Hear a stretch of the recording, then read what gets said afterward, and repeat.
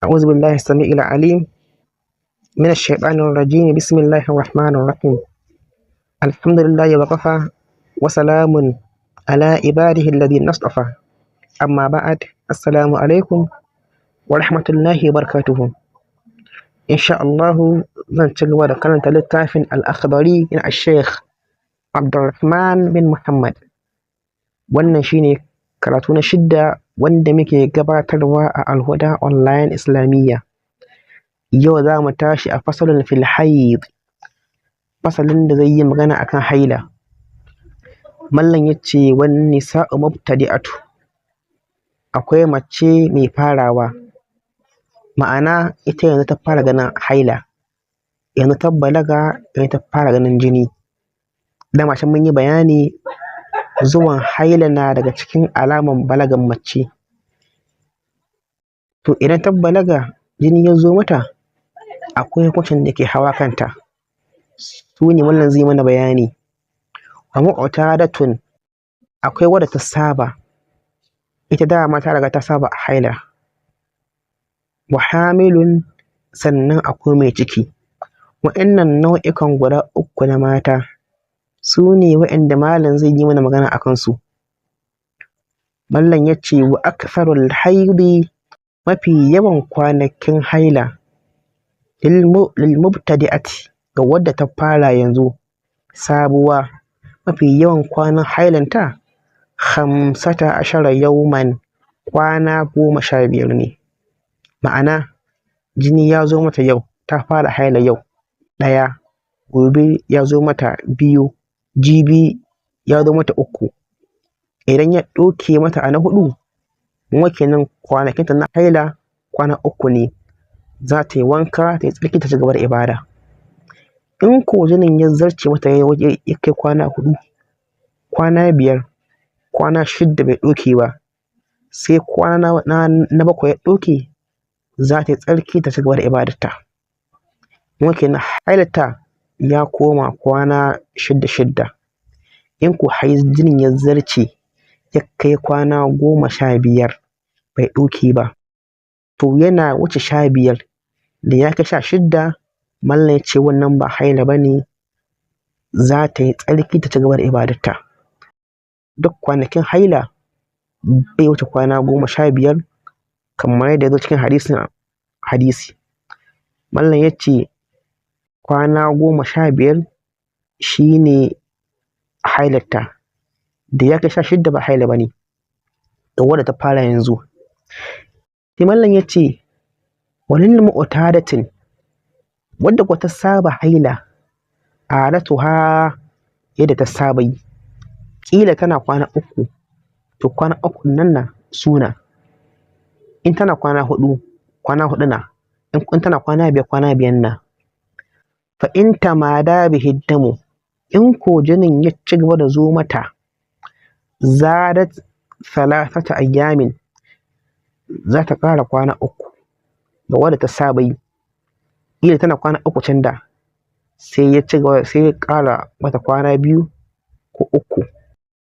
To shine mallan ya ce in can da ta saba kwana 3, sai ya ƙara mata, zai zo mata na kwana 4, to za ta ƙara kwana 3 ta gani asirin da ya ɗauke mata.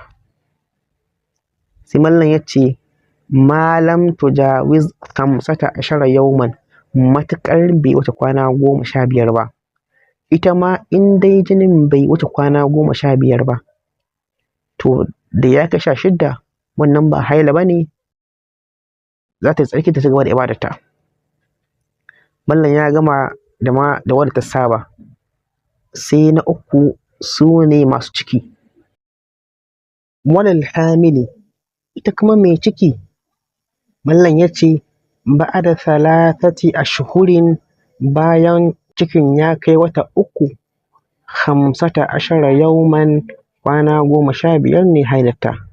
Wa nahwiha da makamancinsa. Wa ba'ada 6 ashhurin, bayan cikin ya kai wata 6 kuma, wa 20, kwana 20 ne. Wa nahwiha da makamancinsa. Fa idza taqatta'a ad-damu, idan jinin ya kama yayyanke mata, tafaqadat ayyamuhu, ta tattara kwanakinsa hatta tukammila adataha har ta cika al'adarta. Jini na kama yayyanke mata, ƙila tana kwana 4, in ya zo yau gobe ya ɗauke, jibi ya dawo, gata ya ɗauke. To mallam ce ta tattara kwanakinta gaba ɗaya har sai kai kwana 4 ta cika al'adarta. Wala yahillu baya halatta lil ha'id ga mai haila salatun yin sallah, wala saumun da yin azumi.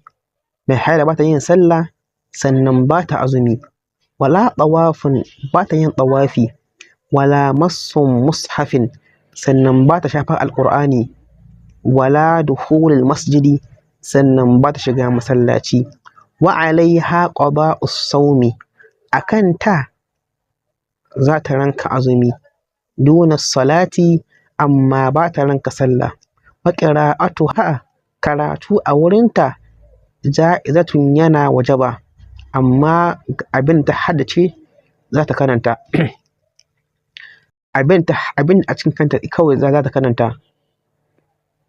Wala yahillu li zawjiha, baya halatta ga mijinta farujaha yayi jima'i da ita, wala ma baina suwariha, baya halatta gare shi daga cibinta wa rukbatiha zuwa gwiwanta, daga cibinta zuwa gwiwanta haramun na aure ne, hatta ta tasilu har sai ta samu tsarki, har sai ta yi wanka kenan. Ko da ta yi tsarki, ta samu tsarki he, to dole sai ta yi wanka sannan zai zo mata. Baya halatta gare shi ko da ta samu tsarki yau ya zo mata har sai ta yi wanka. Mallam ya ce fasalun fin nifas, fasalin da zai yi magana akan jinin biki. Wan nifasu kal haidi, shi jinin biki kamar haila yake. Fi man'ihi, wurin hani, duk abinda haila ke hanawa shi ma nifas yana hanawa, kamar sallah, azumi, tawafi, ɗaukar alƙur'ani, shiga masallaci da makamantansu. To shi ma jinin biki yana hanawa. Shi yasa mallam ya ce wan nifasu kal haidi, shi nifasi kamar haila yake fi man'ihi, wurin hani. Mallam ya riga ya yi bayanin abinda haila ke hanawa, to nan ba sai ya ƙara yin wani bayani ba. Sai mallam ya ce wa aktharuhu, mafi yawan kwanakin nifasi 60 yawman, kwana 60 ne. Fa idan qada'a damu, idan jinin ko ya yanke mata qablaha, kafin kwana 60, walau fi yawmil wiladati, ko da a ranar da ta haihu na, igtasalat, za ta yi wanka, wa sallat, kuma ta yi sallah. Fa idza adawa haddamu, idan jinin ya dawo mata, fa in kana bainahuma 15 yawman, idan ya kasance akwai kwana 15, ɗaukewar da yayi da kuma dawowar da yayi an samu kwana 15, fa akthara, ko fiye da kwana 15, kasani, kamar na biyu. Mallam ya ce haiban, wannan haila ne. Idan jinin ɗaukewar da yayi na nifasi kuma ya sake dawowa, dawowar da yayi an samu kwana 15, mallam ce to haila na.